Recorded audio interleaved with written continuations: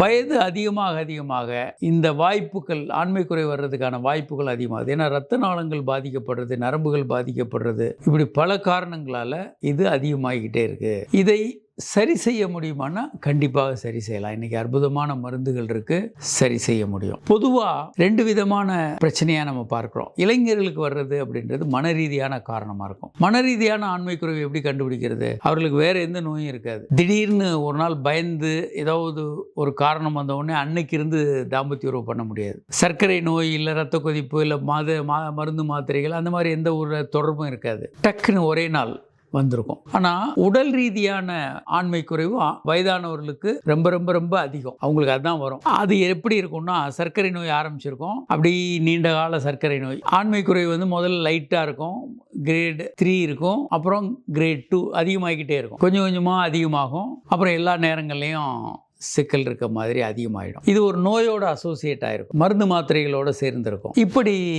திடீர்னு வராது, கிராஜுவலாக அதிகமாகிக்கிட்டே இருக்கிறத நம்ம பார்க்க முடியும். இது உடல் ரீதியாக, இது வயதானவர்களுக்கு அதிகமாக இருக்கும். இதை வைத்து நம்ம கண்டுபிடிக்கலாம் வயதானவர்களுக்கு அதிகமாகுதுன்னு. சரி, எந்த வயது வரை உடல் உறவு கொள்ளலாம்? உடல் உறவு நீங்கள் உங்கள் வாழ்நாள் முழுவதும் வைத்துக்கலாம். Sex has no expiry date. அதுக்கு ஒரு எக்ஸ்பைரி டேட்டு, முடிவு, எல்லையெல்லாம் இல்லை.